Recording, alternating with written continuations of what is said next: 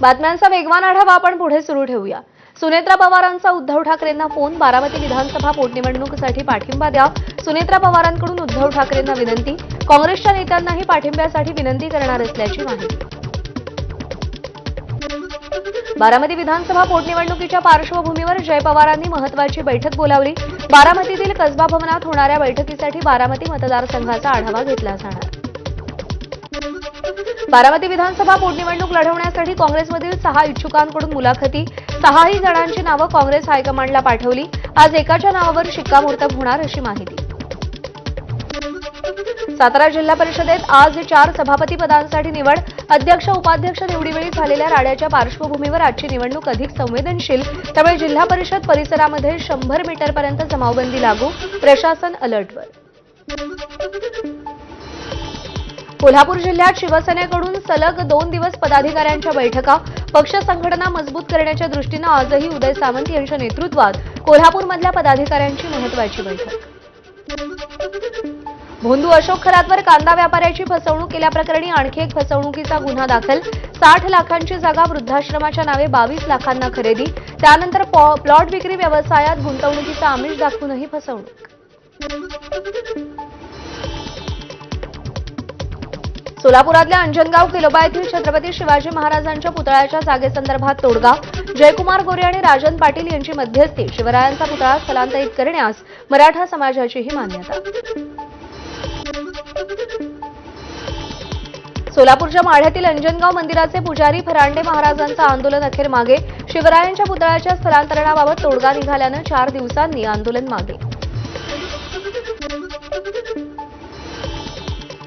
माजी आमदार राजन पाटील सोलापूरच्या अंजनगाव खिलोब्यात स्थानिकांशी चर्चा केली। लोकांचा एकमत होईपर्यंत शिवरायांच्या पुतळ्याचं स्थलांतर होणार नसल्याचीही प्रतिक्रिया दिली।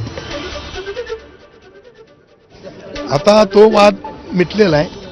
आता पुतळा कुठे बसवायचा हा जो वाद होता तो मिटला असल्यामुळे आता पुतळा जे देवस्थानची जागा आहे त्या देवस्थानच्या जागेपासून तिथून एक 20 फुटावरच रस्त्याच्या इकडच्या बाजूला आता जागा सगळ्यांच्या मतानं फिक्स केली आहे, त्याच्यावर आपण पुतळा बसवणार आहे। ममता बॅनर्जी यांच्या तृणमूल काँग्रेसचा उघड प्रचार करणं भोवलं। पश्चिम बंगालमध्ये निवडणूक आयोगाकडून गटविकास अधिकारी ज्योत्सना खातून यांच्यावरती शिस्तभंगाची कारवाई। ब्राझीलमध्ये विमान घरावर धडकण्याचा व्हिडिओ समोर। कॅप ऑफ द कॅनोआ मधली घटना। तीव्र वेगानं येत विमान धडकताच आगीचे लोळ उठले। विमानातल्या 4घांचा मृत्यू। नागपूरमध्ये गेल्या 10 दिवसांपासून रिक्षांसाठीचे एलपीजी स्टेशन बंद। गो गॅस, इंडियन ऑटो गॅस आणि पूर्ती गॅस या 3ही कंपन्यांकडे एलपीजीचा साठा नसल्यानं स्टेशन्स बंद। पेट्रोलवर रिक्षा चालवण्याची वेळ आल्यानं नफा अर्ध्यावर। युद्धामुळे पुरवठा साखळी विस्कळीत। नागपूरमध्ये गो गॅसच्या व्यावसायिक एलपीजी सिलेंडरचा पुरवठा पूर्णतः ठप्प। हॉटेल व्यावसायिकांनाही मोठा फटका। एमएनजीएल गॅसचा जाणीवपूर्वक आर्टिफिशियल तुटवडा निर्माण करण्याचा प्रयत्न करणाऱ्यांवर कडक कारवाई करू, उद्योगमंत्री उदय सामंत यांचा इशारा। पुढच्या 2 महिन्यामध्ये पीएनजी जिथं पाईपलाईन गेलेली आहे तर जिथं पाईपलाईन टाकायची शिल्लक राहिलेली आहे तिथं पाईपलाईन टाकायचा निर्णय झाला। जिथं पाईपलाईन इंडस्ट्रीजच्या समोर गेली किंवा हॉटेल व्यावसायिकांच्या समोर गेली त्यांना रजिस्टर करून त्यांच्याकडनं पैसे भरून त्यांना गॅस देण्याच्या सूचना देखील माननीय मुख्यमंत्री मोदयांनी दिली। काही ठिकाणी कदाचित आर्टिफिशियल शॉर्टेज करण्याचा कोणतरी प्रयत्न करत असेल तर याच्यावर देखील कडक कारवाई करण्याच्या सूचना त्या उद्योगमंत्री म्हणून मी देखील दिलेल्या आहेत, मुख्यमंत्री मोदयांनी दिल्या आहेत, आमच्या शिंदे साहेबांनी दिल्या आहेत। नांदेडच्या शहादा शहरातील रेखा इंडियन गॅस एजन्सी विरोधात नागरिकांचा संताप। गॅसचा तुटवडा नसतानाही दिवसाला केवळ 20 गॅसचं बिलिंग घेतलं जात असल्याचा आरोप। गॅस एजन्सीवर कारवाईची मागणी।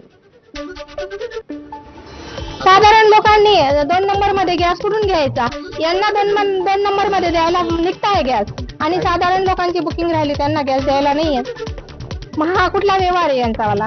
असं 17 तारखेला बुकिंग केली 24 तासात येईल असं सांगितलं, पण 30 तास आला आणि तुम्ही असे 25 तासाच्या खाली आश्वासन देतात, डिलिव्हरी भेटली नाही।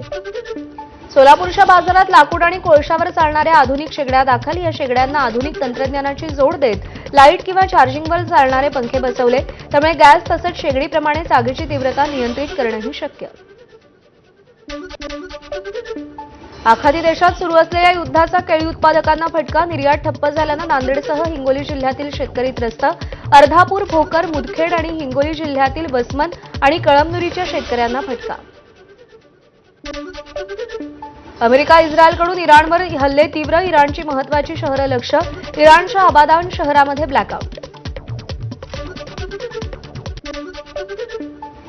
F-15 पाठोपाठ इराणनं अमेरिकेचं A-10 थंडरबोल्ट लढाऊ विमान देखील पाडलंय. विमानाला आकाशातच क्षेपणास्त्रानं पाडण्यात आल्याचा भीषण व्हिडिओ समोर आलाय. हवाई सुरक्षा प्रणालीनं या विमानाला लक्ष्य केलंय. आमची सुरक्षा प्रणाली सक्षम असल्याचा दावा यानंतर इराणनं केलाय. या वैमानिकाला वाचवण्यात आल्याचा दावा अमेरिकेनं केलाय, पण प्रत्यक्षात हे विमान पूर्णतः नष्ट झाल्याचं व्हिडिओतून दिसून येतंय. इराणनं अमेरिकेचं F-15 लढाऊ विमान पाडलंय. अपघातानंतर विमानातील 2 वैमानिक पॅराशूटच्या मदतीनं खाली उतरले. अमेरिकेकडून एका वैमानिकाचा शोध सुरू. दुसऱ्या वैमानिकाचा शोध सुरू आहे. एका वैमानिकाचा शोध लागलाय. अमेरिकेच्या चिनूक हेलिकॉप्टरला देखील इराणनं लक्ष्य केलंय. कुवेतमधील तळावर उभ्या असलेल्या हेलिकॉप्टरवर इराणनं ड्रोन हल्ला केलाय. त्यामध्ये हेलिकॉप्टर उद्ध्वस्त झालंय. F-15च्या वैमानिकांचा शोध घेण्यासाठी अमेरिकेची विमानं दक्षिण इराणमध्ये. अमेरिकन विमानांकडून शोधासाठी सर्च ऑपरेशन.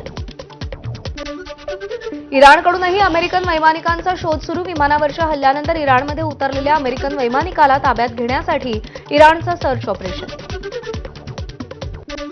इराणचं अमेरिकेच्या हेलिकॉप्टरवर फायरिंग. F-15 विमानाच्या पायलटचा शोध घेण्यासाठी आलेल्या अमेरिकेच्या हेलिकॉप्टरवर फायरिंग. इराणच्या पोलिसांकडून हे फायरिंग करण्यात आलं. वैमानिकाच्या शोधासाठी अमेरिकेनं 48 तासांच्या युद्धविरामाचा प्रस्ताव दिला होता. तो इराणनं फेटाळलाय. इराणच्या फार्स न्यूज या निम-सरकारी एजन्सीचं वृत्त. अमेरिकेकडून यावर तात्काळ कोणतीही प्रतिक्रिया किंवा अधिकृत पुष्टी नाही.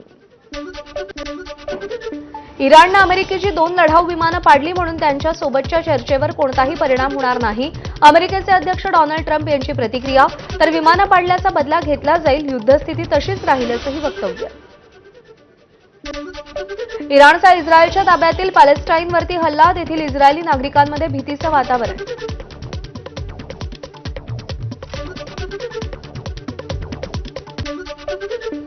एक छोटासा ब्रेक घेतोय. बुलेटिनमध्ये या बातम्यांसह पाहत रहा ABP माझा.